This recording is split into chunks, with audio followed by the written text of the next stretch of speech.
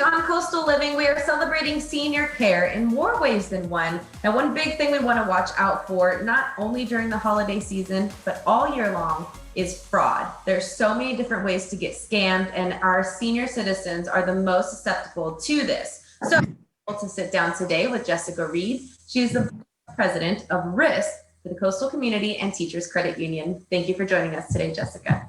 Absolutely, glad to be here. So let's start off with the obvious question. What is the main goal that criminals are seeking when they find elderly to commit these frauds? Yeah, the main purpose behind the fraudulent schemes and scams are out there to either collect personal information to be used later through identity theft, or they're looking to use elder accounts as money mule accounts for the money laundering process. But the main one that we definitely don't want our elder folks to fall victim to is being talked into giving up their own hard-earned cash or their savings.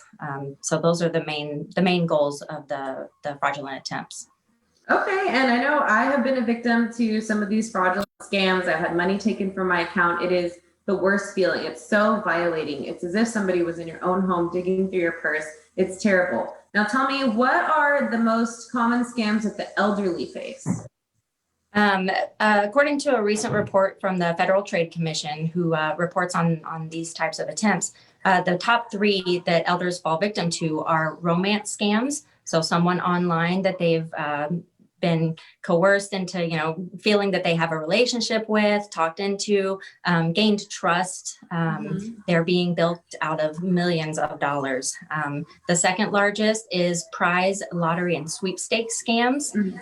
That's where they're again, either someone calls or sends a letter claiming to that they're a winner of some sweepstakes.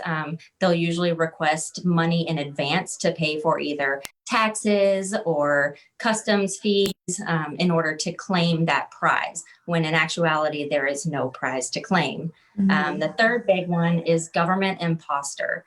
That's where, again, typically of a phone call, someone calls claiming to be a representative of the government, either the IRS or the Social Security Administration, claiming that either their Social Security number has been compromised or that their information has been compromised. So with those calls, they're typically going to ask for your personal information in order to verify whether that information has been compromised or not. Sometimes they do request money to prevent, for added protection.